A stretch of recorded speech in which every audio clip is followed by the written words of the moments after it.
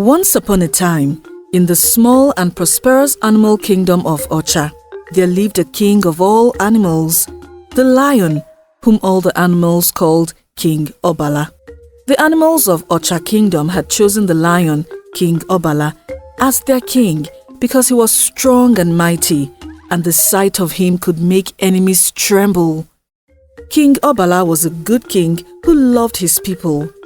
If the kingdom of Ocha were in trouble, King Obala would be the first to defend his kingdom and his people. He did his best to ensure that everyone was always safe and never allowed any small animals to be bullied.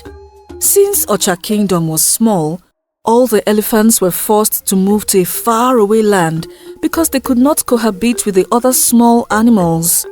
This was because the elephants were too big, and each time they moved as a group, they caused the land to shake, thereby destroying farmlands and houses. Aside from being a protective and caring king, King Obala was a happy king who loved kids. In fact, he was popularly known as the children's king because anytime a child followed his or her parents to the king's palace, or the king spotted a child while walking around the kingdom, he would stop and play with the child for hours, not minding if he was a king.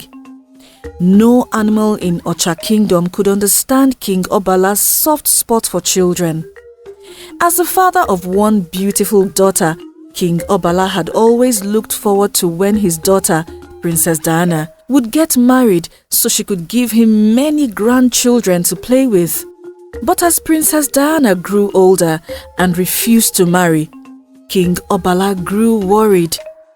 One day, when the king noticed his daughter had rejected two handsome suitors who had asked for her hand in marriage, he called her to his palace. "My beautiful daughter." King Obala called his daughter, who was sitting before him. "Yes, Papa," the princess answered. "What is the problem, my beautiful daughter? Why have you refused to marry one of the two handsome men who came to ask for your hand in marriage?" King Obala asked in a concerned voice. "Nothing, Papa. I just do not like them. Maybe if more suitors keep coming, I will choose the man I like," Princess Diana said. "You better do that, because I am not getting any younger, and I want to carry and play with my grandchildren before I die," King Obala said. "Don't worry, Papa. You will live long enough to see them grow," Princess Diana assured her father, and he believed her. After King Obala's discussion with Princess Diana, King Obala expected that his daughter would pick a suitor in the following weeks, but that never happened. Whenever a suitor came to ask for the princess's hand in marriage, she would turn him down. When months passed and Princess Diana had still not chosen a suitor, despite the numerous men that trooped in and out of the palace, King Obala became even more worried. He tried to talk to his wife, the princess's mother, and told her to convince the princess to choose a husband. But his wife told him to give Princess Diana some more time so she wouldn't be pressured into marrying the wrong person. Since King Obala loved Princess Diana so much and didn't want her to feel under pressure, he gave her 2 more years, expecting that she would get married within or at the end of the 2 years. But that didn't happen either. When 2 years passed and King Obala could not take it anymore, he called Princess Diana to his palace the second time. "Princess Diana, is there anything you're not telling me?" King Obala asked in an angry tone. "No, Papa. Everything is fine," Princess Diana said. "No, everything is not fine," King Obala growled. "If everything is fine, then why are you not married? In the last 2 years and some months, more than 50 men have come to this palace to ask for your hand in marriage, and you have rejected them all," King Obala added. "Papa, it's not like I rejected them on purpose. none of the men were strong enough.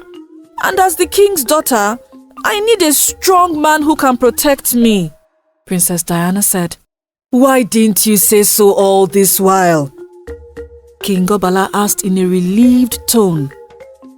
If you did, I could have gotten many strong men for you to pick from a long time ago, King Obala said. Thank you, Papa, the princess said. Do not worry. I know what to do, King Obala said before ending his meeting with his daughter. 2 days later, King Obala announced to all the animals in Ocha Kingdom that there would be a fighting competition, and whoever won the competition would marry Princess Diana. When all the men heard this, they were excited because almost everyone wanted to marry Princess Diana. Even some men who had already gone to ask for Princess Diana's hand in marriage also joined the competition. Meanwhile, in Ocha Kingdom, there was a tortoise named Imo. Imo was a very shy man, yet he was very smart. Even though Imo had never gone to ask for the princess's hand in marriage, he desired to marry the princess. It wasn't because he loved the princess, but because he badly wanted the power that came with marrying someone from a royal family. Because Imo was a small animal, bigger animals often bullied and teased him because of his walking speed. Imo wanted that to end, and he knew that if he married the princess, every other animal, whether big or small animal, would respect him. So, when Imo heard of the fighting competition, he decided to participate since it was open to all the men in Ocha Kingdom. The competition lasted for 3 days, but unfortunately, on the first day, Imo was defeated by his opponent, the giraffe. But aside from losing the fight, something tragic happened to Imo. While fighting with the giraffe picked Imo with its mouth during the fight and threw him out of the fighting ring, which was very far away. When Imo landed, he fell very hard on his back and crushed his shell. Luckily for Imo, some of his friends who had seen what had happened rushed to him and helped him glue his shell back together.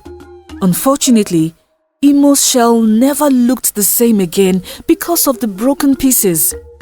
This tragedy made Imo very sad, but it also motivated him to marry the princess at all costs. 3 days after the competition, Zuzu, the cheetah, won the competition. Somehow, the cheetah managed to defeat all the strong men in the village, and according to the rules of the competition, the cheetah would marry Princess Diana. The next day, King Obala called his daughter, Princess Diana, and he told her that the cheetah had won and that he would start making preparations for their wedding. Papa, I don't like the cheetah. He's too fast, and that scares me, Princess Diana said. But you are the daughter of a lion. Why should you be scared of the cheetah? King Obala asked. I do not like the cheetah and will not marry him.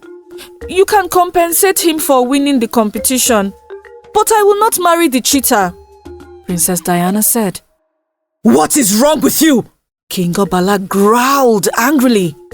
First, you told me you wanted a strong man, and now that I have brought you a strong man, you are saying you do not want him? King Obala yelled. I'm sorry, Papa, but I do not like the cheetah, Princess Diana said. Then she rudely walked out on her father. When Princess Diana left, King Obala could not stop fuming angrily. He could not believe he had just wasted his time and resources organizing a competition, only for his daughter to reject the winner. Days later, when King Obala saw that he could not change his daughter's mind, he apologized to Zuzu, the cheetah, and compensated him handsomely. As soon as King Obala compensated Zuzu, the cheetah, the word spread in the kingdom that Princess Diana had refused to marry Zuzu, the cheetah, and when Imo heard this, he was pleased. As for King Obala, After Princess Diana refused to marry Zuzu, the winner of the competition, he called for a meeting with all the chiefs in Ocha Kingdom. That evening, when all the chiefs arrived at the palace, King Obala summoned Princess Diana to the palace too. "My chiefs and elders, thank you very much for honoring my invitation," King Obala said. "I have a problem that has been bothering me for a while now, and I want you all to help me out." King Obala added, "Long live the king!" The chiefs and elders said in unison, "My king, we are all ears. Tell us what has been bothering you." One of the chiefs said, "It is Princess Diana here." King Obala pointed to his daughter. "Tell her to explain why she has turned down all the handsome suitors that have come to ask for her hand in marriage." King Obala added, "Princess Diana, is this true?" One of the elders asked. "That's not all. You are all aware of the fighting competition we just concluded some days ago. The princess told me she wanted to marry a strong man, and I organized that competition to help her pick a husband.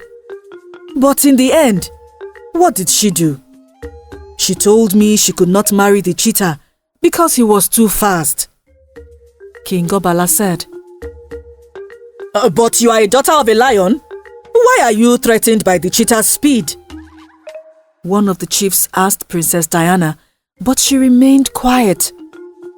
"Ask her, oh. I asked her the same question." King Obala growled. Princess Diana, if you say you do not want the cheetah because he is too fast, then what do you want?" One of the chiefs asked. "There must be something you want," the chief added, knowing so well that her father would yell at her if she did not respond to the questions of the chiefs and elders. Princess Diana answered, "My king and my elders, it is true that I want something, but I have been afraid to say it because I do not know how my father will react." Princess Diana said, "Tell us what it is. You are a princess and you have your own needs." One of the chiefs said, "It's not like I never liked any of the suitors who came to ask for my hand in marriage. It's just that the person who truly wants to marry me must come with an elephant. That is all I need. If any man can come to this palace with an elephant, then I will not hesitate to marry him." Princess Diana said, "But Princess Diana, you know that elephants live on their own land because of their huge size, and they are not very friendly with other animals. Do you think any man will be willing to travel that far to get an elephant for you?" One of the chiefs asked in a concerned voice. "Even though any man can make it through that journey, how will they convince an elephant to come to Ocha Kingdom? That's nearly impossible." One of the elders said, "I know it's a difficult and almost impossible task, but I am a princess and the heir to my father's kingdom. So if any man is willing to marry me, he must do this," the princess said. King Obala knew that what Princess Diana was asking for was very difficult, and there were chances that no one would be successful. But he still ordered the town crier to spread the news within the kingdom. He did this because he was desperate for Princess Diana to marry soon so that she could bear him grandchildren. The following day, nearly all the men in Ocha Kingdom had heard the criteria for the princess's hand in marriage, and despite it being a difficult task, a great number of men indicated interest. When Imo, the tortoise, heard the news, he was drinking palm wine with some of his friends at a bar. Even though he was very interested in going on the difficult journey, he decided to trick his friends into thinking that he wasn't interested. Will any of you be going on that ridiculous journey?" Imo asked the other animals. "Yes, I will," the vulture said. "Yes, I will," The grass cutter said. Are you guys serious? Why would you kill yourselves over a princess you are not sure will marry you? Oh, have you forgotten what she did to Zuzu the cheetah? Imo asked. But I think the princess is serious, the vulture said, and the grass cutter agreed. Even if she were serious, how do you plan on getting to such a long distance? Imo asked. I have strong wings. I will fly, the vulture said. You fly? You can barely fly for 10 minutes. How do you plan on flying for almost 5 days? Imo laughed. Even if you succeed, what will you eat on your journey? What if there are no dead animals on your way there? Will you starve to death? Imo added. I can try, the vulture answered. Look, I am your friend, and I will not lie to you. It's a suicide mission if you go on this journey. It's better you stay back, because it's one thing to make it to the journey. It's another to return with an elephant for the princess, Imo said. As for you, grass cutter, you don't have any business with this journey, because even if the princess marries you, what's the guarantee that she will not eat you one day when you look so fleshy? Imo added. Just like that, Imo convinced his 2 friends not to go on the journey and discouraged them from marrying the princess. And they listened to him because they believed he was looking out for them as a good friend. However, none of them knew that Imo had ulterior motives and was only trying to reduce the number of his competitors so he could secretly go on the journey the following day. Also, Imo had devised a plan for how he would travel without any stress and bring back an elephant to Ocha Kingdom. Watch out for part 2. Did you enjoy this story? Tell us your favorite part in the comment section below. Please like, share and subscribe to our channel. Also, do not forget to follow our channel on Facebook and Instagram. Thank you.